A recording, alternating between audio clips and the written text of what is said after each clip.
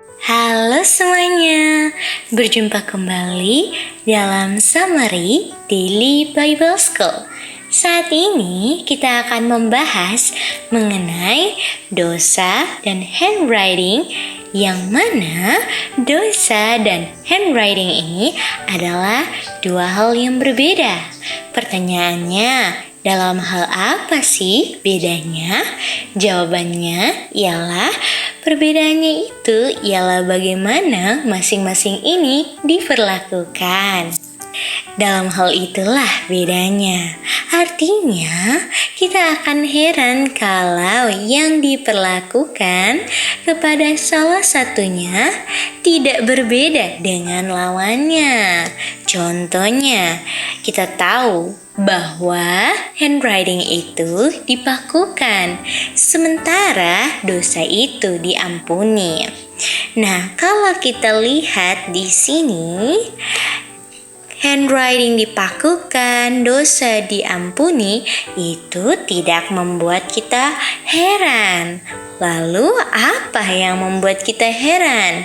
Yang membuat kita heran ialah kalau kita lihat handwriting dipakukan dan dosa dipakukan. Itu akan membuat kita heran. Mengapa itu membuat kita heran? Bukankah kita sudah establish tadi di awal bahwa yang membuat kita heran ialah kalau salah satunya itu kita dapati tidak berbeda dengan lawannya. Sementara dalam kita punya kalimat contoh tadi, handwriting dan dosa, di situ kita tidak temukan ada perbedaannya, melainkan kita buat itu sama. Seperti tadi bahasanya seperti ini. Dosa dipakukan, handwriting dipakukan, sama-sama dipakukan. Nah, itu sudah tidak sesuai dengan definisi awal tadi.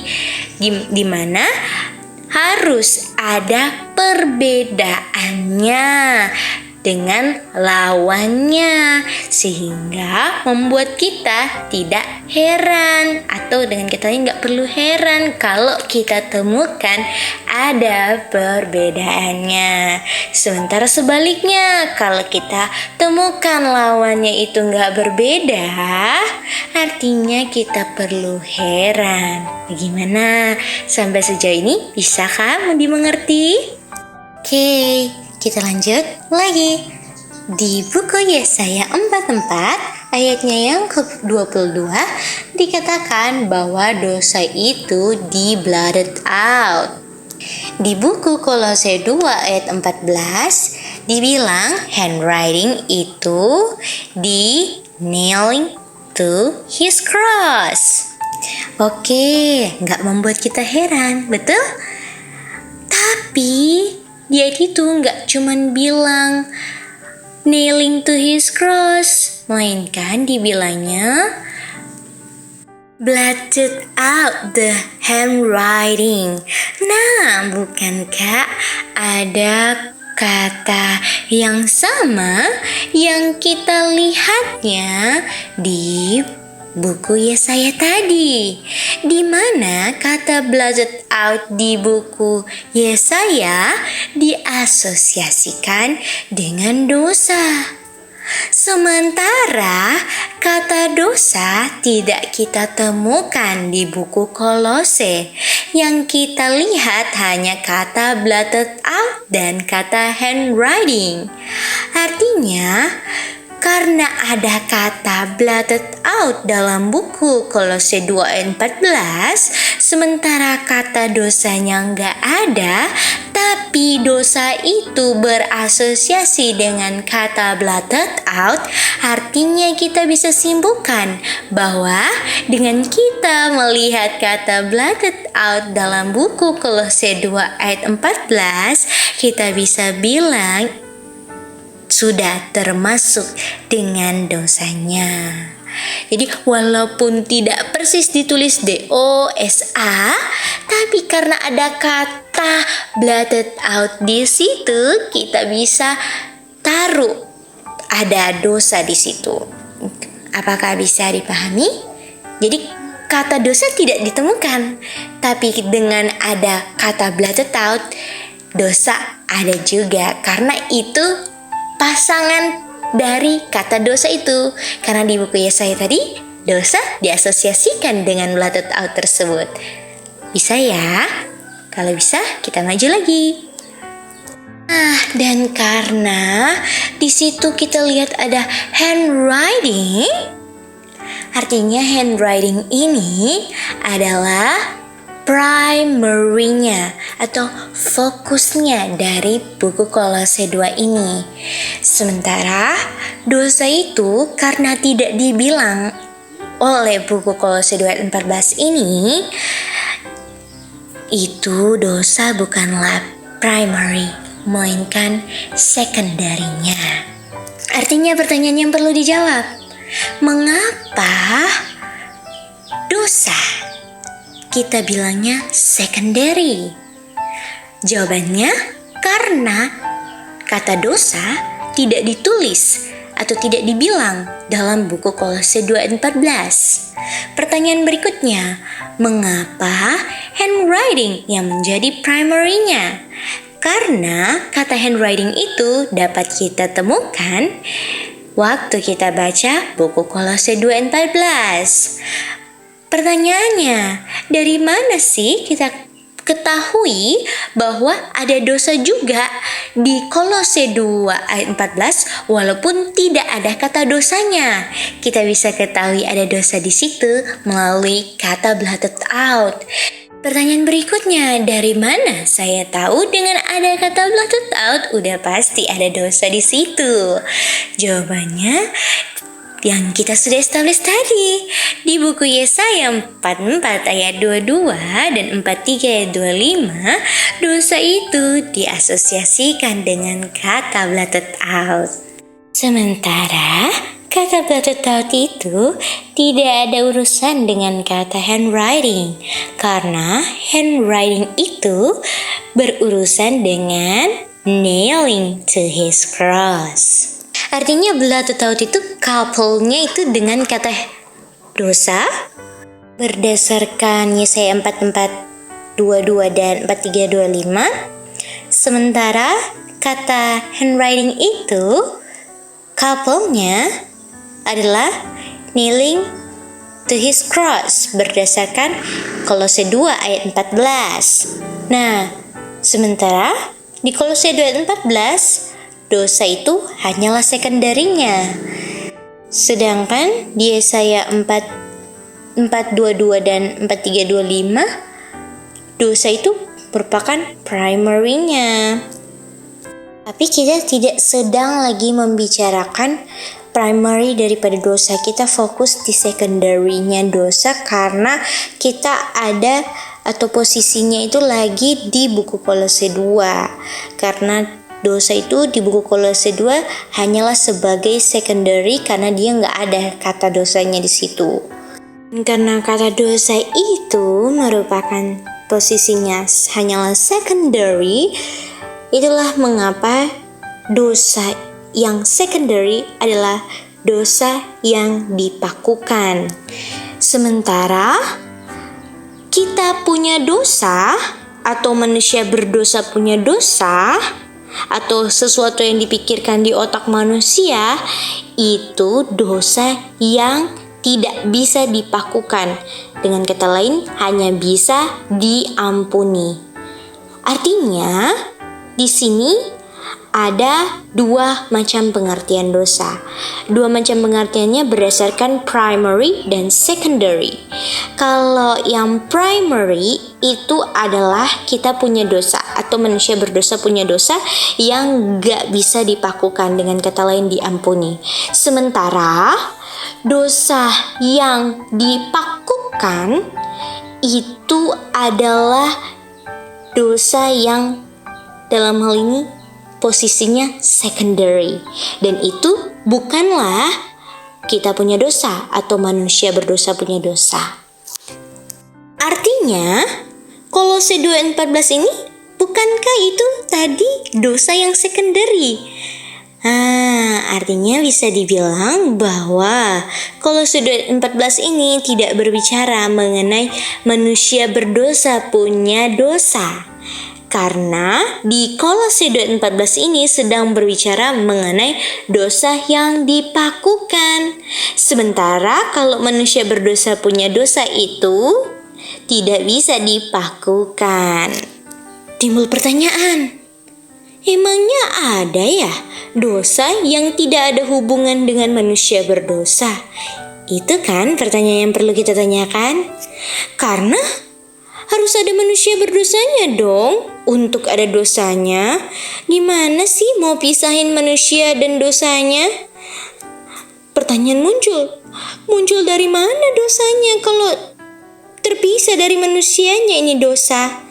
Nah, untuk pembahasan ini bisa lanjut, kita cobalah untuk memisahkan manusia dan dosanya, walaupun untuk mendengar akan hal itu merupakan hal yang gak masuk akal dan akan menimbulkan banyak pertanyaan seperti yang kita tanyakan tadi di bagian awal. Gimana muncul dosa kalau gak ada manusianya? Emang bisa kalau ada dosa tanpa manusia? Itu pertanyaan-pertanyaan itu kita kesampingkan dan kita maju dan coba. Oke, saya akan coba pisahkan dosa dan manusia walaupun saya tahu itu gak masuk akal. Oke? Tapi kita coba aja. Oke. Setelah kita pisahkan dosa dan manusia, tersisa dosa toh? Dosa sesaja. Dosa ini kita nggak tahu dia dari mana munculnya. Pokoknya bukan manusia berdosa punya dosa. Dan dosa itu dipakukan. Dan kita tahu bahwa yang dipakukan bukan manusia, karena manusia itu nggak dipakukan. Itulah buktinya dalam hal ini bukan manusia punya dosa lah yang kita sedang perbincangkan, karena yang dipakukan bukan manusia. Lalu artinya kita bilang bahwa ini Tuhan Yesus punya dosa? Iya, karena siapa lagi? Kalau bukan manusia, ya Tuhan Yesus lah punya dosa itu. Tapi kan kita tahu Tuhan Yesus nggak pernah berdosa. Sementara yang dipakukan adalah Tuhan Yesus. Dan dosa pun dipakukan. Artinya ini dosa yang dipakukan karena dosa-dosa ini tidak pernah dilakukan oleh Tuhan Yesus. Artinya kita bisa bilang bahwa dosa yang dipakukan adalah dosa yang tidak pernah Tuhan Yesus lakukan. Dan dosa yang diampuni adalah dosa yang kita pernah lakukan. Artinya karena dosa kita pernah lakukan, itu sebabnya diampuni. Karena dosa Tuhan Yesus gak pernah dilakukan, itu sebabnya dipakukan. Apa sih maksudnya untuk bilang dosa dipakukan? Dosa yang gak pernah dilakukan dipakukan? Artinya ialah kuasa dosanya yang gak pernah membuat Tuhan Yesus berdosa. Kuasa dosa itulah yang dipakukan. Artinya, waktu Tuhan Yesus dipakukan ke kayu salib, Dia pakukan kuasa dosa. Yang mana kuasa dosa yang Dia pakukan itu gak bisa membuat Tuhan Yesus berdosa. Dan karena Tuhan Yesus telah menaklukkan kuasa dosa itu, sekarang kalau saya mengizinkan Tuhan Yesus berdiam dalam saya dapat gunakan kuasa yang sudah menaklukkan kuasa dosa itu untuk saya go and sin no more. Setelah Tuhan Yesus bilang, neither do I condemn you. Mari kita mengurutkan urutan ceritanya. Dalam buku Kolose 2:14, kuasa dosa dipakukan. Dengan kata lain, itu pengertian dosa secara sekunderi. Apa hubungan kuasa dosa dengan Tuhan Yesus? Hubungannya, kuasa dosa itu gak pernah menaklukkan Tuhan Yesus. Atau dengan kata lain, gak pernah membuat Tuhan Yesus berdosa. Yang berikutnya, tidak hanya kuasa dosa yang dipakukan waktu Tuhan Yesus mati di kayu salib, melainkan catatan hutang pun dipakukan. Setelah kuasa dosa dan catatan hutang dipakukan di kayu salib, di buku Kolose 2 ayat 13, ini primary daripada dosa, yaitu dosa diampuni. Apa hubungan dosa diampuni dengan saya? Hubungannya ialah dosa yang diampuni adalah dosa yang saya pernah lakukan. Dan setelah saya punya dosa diampuni, yang paralel dengan John 8 ayat 11 yang Tuhan Yesus bilang, neither do I condemn you. Setelah itu John 8 ayat 11 bagian berikutnya mengatakan, Tuhan Yesus bilang, go and sin no more. Dan go and sin no more itu dapat berhasil karena sekarang saya dapat akses untuk menggunakan kuasa yang sudah menaklukkan kuasa dosa itu, yang tidak pernah membuat Tuhan Yesus berdosa. Dan waktu kuasa dosa itu ditaklukkan di kayu salib, ayat 15-nya mengatakan, buku Kolose 2, kayu salib memamerkan di hadapan semesta alam akan kuasa dosa yang sudah kalah waktu di kayu salib. Lalu ayat 16-nya mengatakan, oleh sebab itu, marilah kita at the appointed time untuk meet and drink, untuk melihat akan hal itu. Dan hal itunya apa? Ayat 14, 13, dan ayat 15. Artinya kalau tujuan daripada feast ialah untuk kita melihat urutan daripada peristiwa yang terjadi di kayu salib, di mana Tuhan Yesus telah menaklukkan kuasa dosa dan catatan hutang sehingga kita bisa punya dosa diampuni, dan kita setelah diampuni bisa go and sin no more. Pertanyaannya, apakah kalau ada ministry gede yang populer, yang banyak pengikutnya bilang, oh ini sudah dipakukan. Pertanyaannya, apa jawaban saya dan saudara? Apakah saya akan, oh ya setuju? Ataukah saya akan berani mengatakan yang benar itu benar dan salah itu salah? Dan gak bisa untuk mengatakan kebenaran yang benar dan berani bilang yang salah itu salah kalau kita gak belajar firman Tuhan. Dan gak bisa mau belajar firman Tuhan kalau nggak ada rasa lapar dan haus terhadap kebenaran firman Tuhan. Artinya penting sekali untuk saya dan saudara merasa lapar dan haus akan kebenaran firman Tuhan. Bagaimana supaya saya lapar dan haus akan kebenaran firman Tuhan?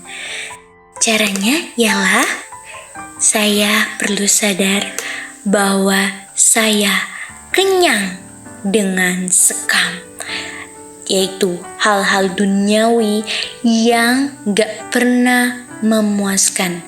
Hanya merasa penuh sekarang, tapi habis itu rasa kosong lagi, itu namanya blues. Dan kalau saya sadar bahwa saya kenyang dengan sekam, saya bukan main akan lapar banget terhadap firman Tuhan. Dan kalau saya dikenyangkan dengan firman Tuhan, rasanya itu benar-benar penuh, bukan blues yang waktu masuk dapat rasa penuh, habis itu kosong. Itulah namanya yang diisi kenyang dengan sekam. Tapi pastikan ini kita introspeksi masing-masing. Apakah kita lapar dengan haus akan kebenaran firman Tuhan atau tidak? Karena itulah kunci sebelum kita diperhadapkan dengan orang-orang yang populer yang akan meragukan kita punya iman. Tapi kita gak akan ragu akan kebenaran yang kita sudah terima sampai saat ini, dengan catatan kita lapar dan haus akan kebenaran firman Tuhan. Inilah kita punya summary Daily Bible School. Tuhan memberkati kita semua. Sampai ketemu lagi dalam summary Daily Bible Study berikutnya.